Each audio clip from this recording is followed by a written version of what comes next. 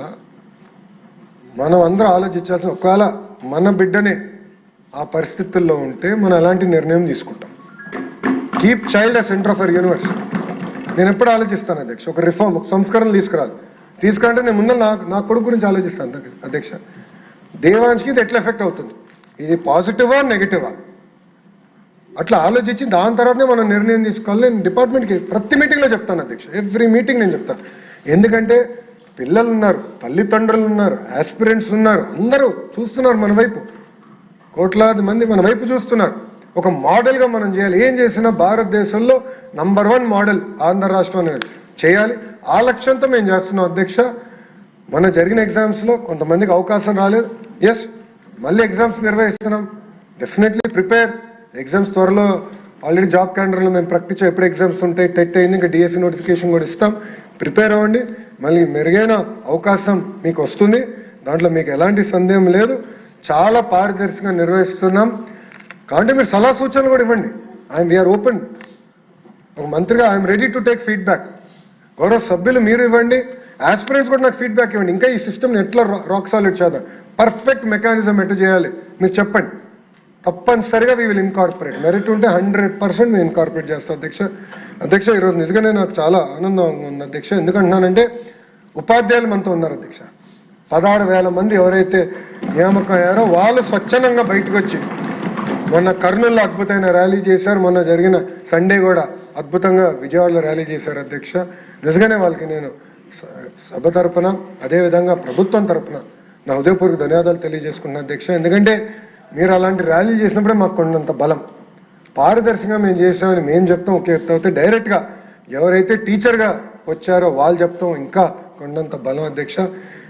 అదే నాకు బలపరిచింది. ఇంకా చేయాలని తపన నాలో పెరిగింది అధ్యక్ష.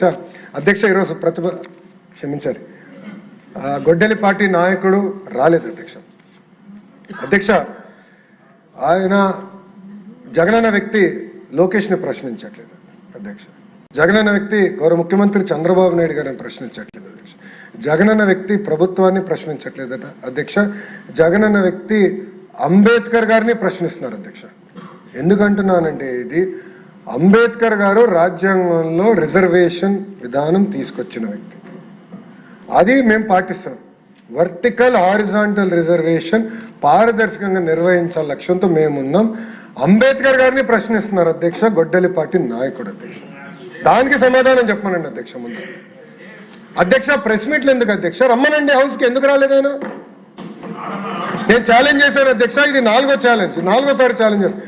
టైమ్ డేట్ మీరు ఫిక్స్ చేయండి. డిబేట్కి నేను ready. I'm ready. In the house, out side the house I'm ready. నేనేం పారిపోట్లా. మీలాగా నా పైన సిబిఐ కేసులు లేదు, మీలాగా నేను బెయిల్ పైన లేను. నేను అక్కడికి వెళ్ళాలంటే నేను కోర్టుకు వెళ్ళి పర్మిషన్ తీసుకోవాల్సిన అవసరం నాకు లేదు. అది మీకుంది, నాకు లేదు. పారదర్శకంగా నేను నిర్వహిస్తున్నా అధ్యక్ష. Come to the house and debate. I'm challenging you today. వాళ్ళ ఫేస్బుక్లో పెడతారు అధ్యక్ష, ఎక్స్లో పెడతారు. డిబేట్ నుంచి మేము పారిపోయాం. అరే డిబేట్ చేస్తున్నారు భయ్, రా, కమ్, కూర్చోండి. రా, మీకు మంచిగా బ్లాక్ కూడా ఉంది రెడీగా, ఖాళీగా 11 మంది పట్టేదానికి నీట్గా ఉంది. రండి, కూర్చోండి, చర్చిద్దాం. సలహాలు సూచనలు ఉంటే ఇవ్వండి, విల్ టేక్ ఇట్ అప్. అంతేగాని అంబేద్కర్ గారు రాసిన రాజ్యాంగం మటుకు మీరు ప్రశ్నిస్తే ఒప్పుకునేందుకు మేము సిద్ధంగా లేం. తప్పనిసరిగా పారదర్శకంగా మేము నిర్వహిస్తాం. ఇంకొక 3 డిఎస్సీలు ఎన్నికల ముందర ప్రజాప్రభుత్వం నిర్వహించి ప్రభుత్వ పాఠశాలను బలోపేతం చేసే బాధ్యత మేము తీసుకుంటాం అధ్యక్ష. అంతేకాకుండా అధ్యక్ష మీరు చూస్తే సంవత్సరం అయిన తర్వాత మారుతున్నారు అధ్యక్ష.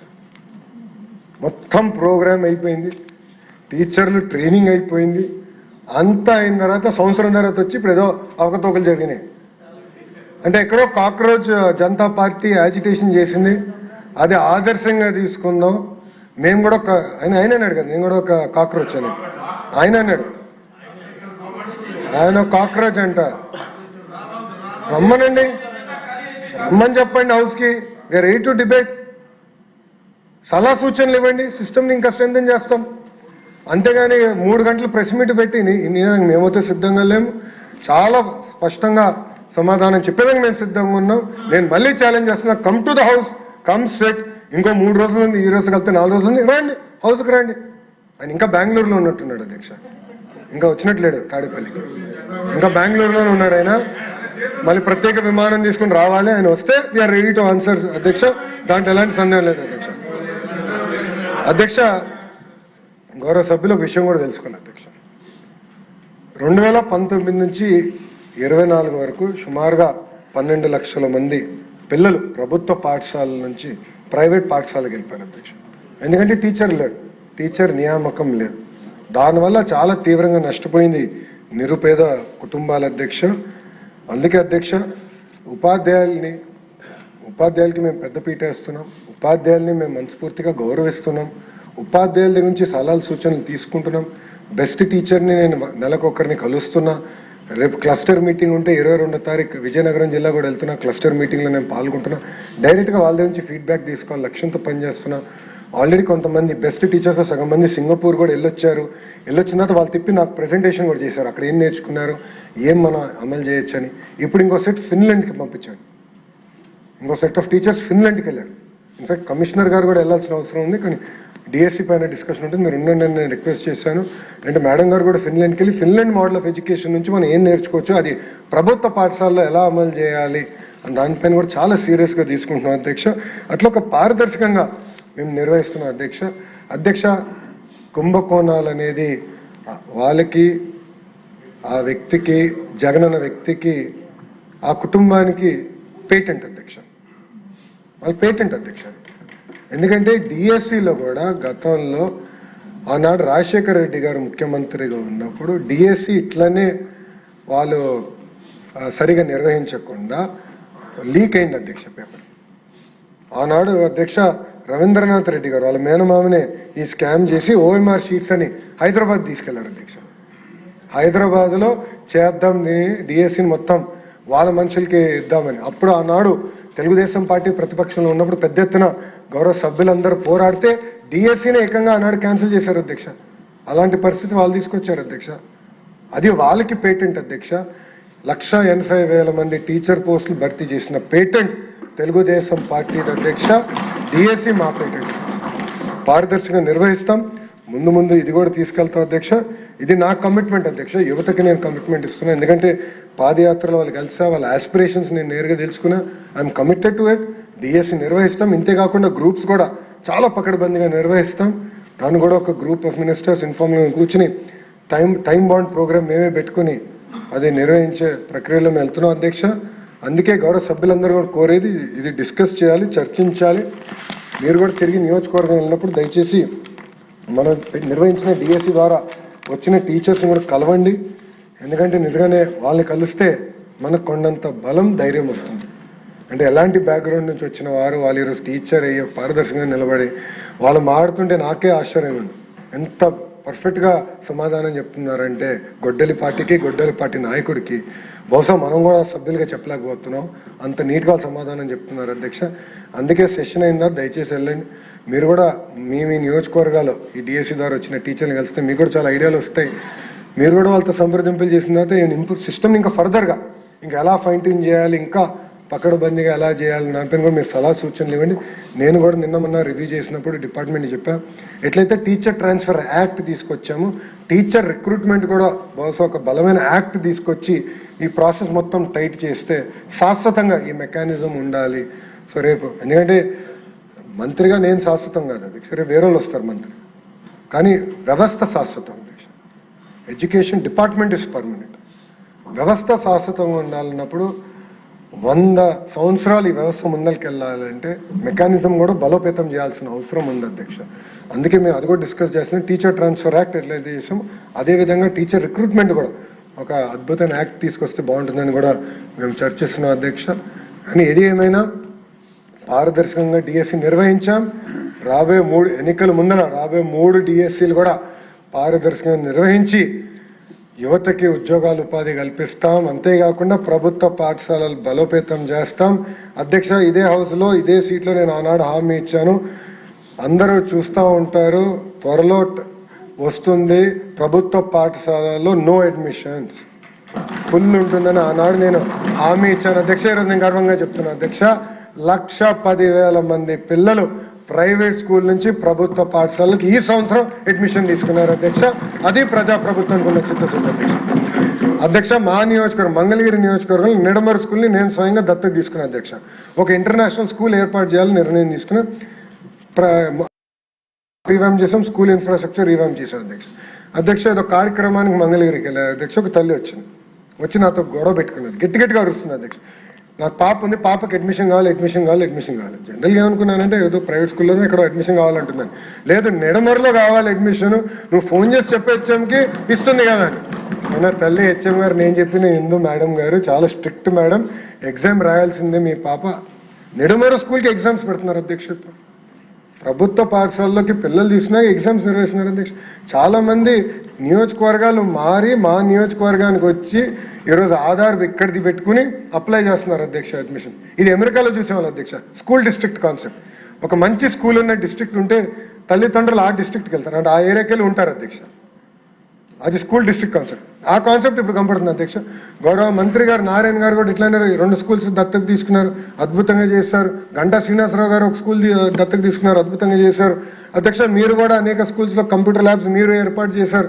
ఇక్కడున్న గౌరవ సభ్యులందరూ కూడా చాలా అద్భుతంగా సొంతంగా దత్తత తీసుకుని స్కూల్స్ని ఒక ప్యాషన్గా స్కూల్స్ అన్ని తయారు చేస్తున్నారు అధ్యక్ష. నా లక్ష్యం ఒకటే, అన్ని ప్రభుత్వ పాఠశాల ప్రైమరీ అవ్వచ్చు, హై స్కూల్ అవ్వచ్చు, ఏ రోజైతే అన్ని ప్రభుత్వ పాఠశాలలో నో అడ్మిషన్స్, హౌస్ఫుల్ అని బోర్డు ఉంటుందో ఆ రోజు I believe I have done justice to school education system in the state of Andhra Pradesh అధ్యక్ష. సో ఒక పట్టుదల, ఒక కమిట్మెంట్తో విద్యా వ్యవస్థని ముందలు తీసుకెళ్తున్నా అధ్యక్ష. అది డిఎస్సి కూడా అదే విధానంగా తీసుకెళ్తాను అధ్యక్ష. ఎలాంటి లోటుపాట్లు లేవు, ఉండబోవు కూడా.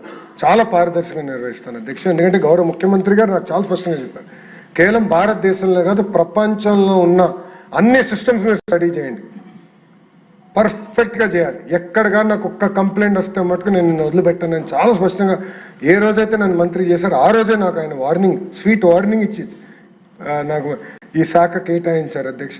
అది నేను చాలా సీరియస్ వార్నింగ్గా తీసుకుంటాను అధ్యక్ష. ఆయనకి స్వీట్గా ఉండొచ్చు, నాకు సీరియస్గా ఉంటుంది అధ్యక్ష. చాలా సీరియస్గా తీసుకుని నేను ప్రతిసారి రివ్యూ చేస్తాను అధ్యక్ష. సో నేను యువత కూడా చెప్పేది ఒకటే, ప్రిపేర్ అవ్వండి. మళ్ళీ డిఎస్సి వస్తుంది, కలిసికట్టుగా ప్రభుత్వ పాఠశాలని అందరం బలోపేతం చేద్దామని ఈ సభ తరపున ప్రజలందరూ తెలియజేసుకుంటూ నాకు ఇంత అద్భుతమైన అవకాశం ఇచ్చిన చైర్కి నా హృదయపూర్వక ధన్యవాదాలు తెలియజేసుకుంటూ సెలవు తీసుకుంటాను.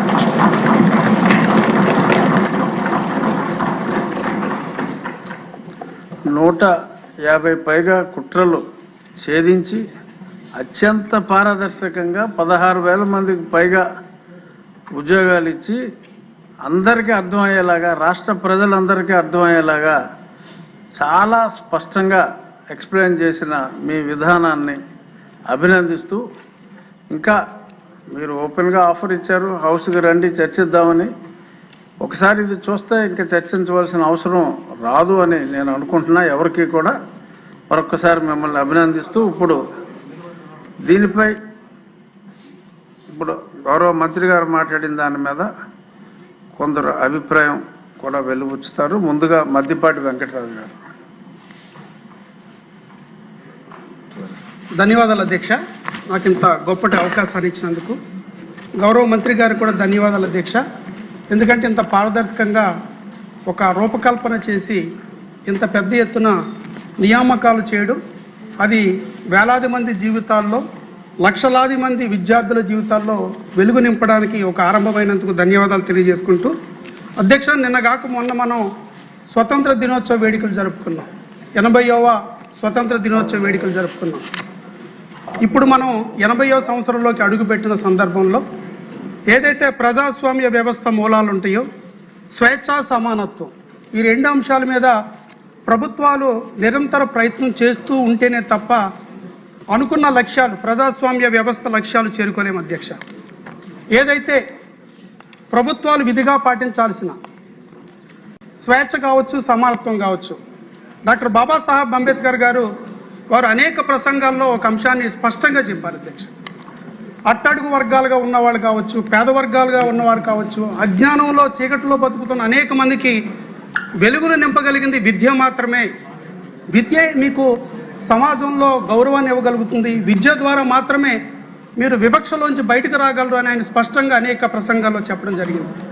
ఏ ప్రభుత్వాలైతే రాజ్యాంగ స్ఫూర్తిని కానీ డాక్టర్ బాబాసాహెబ్ అంబేద్కర్ యొక్క ఆశయాన్ని కానీ ఆదర్శంగా తీసుకుంటారో ఆ ప్రభుత్వాల వల్ల మాత్రమే సమాజంలో మార్పు వస్తుంది. అధ్యక్ష, తెలుగుదేశం ప్రభుత్వం 1983లో మొదటిసారి ఏర్పడినప్పుడు వచ్చిన సంవత్సరానికే సాంఘిక సంక్షేమ గురుకుల పాఠశాలలు అని ఏర్పాటు చేసి ఒక నిపుణులైన అధ్యాపకుల చేత అట్టడుగున అణగారిన వర్గాల కోసం సాంఘిక సంక్షేమ గురుకుల పాఠశాల ఏర్పాటు చేయడం జరిగింది.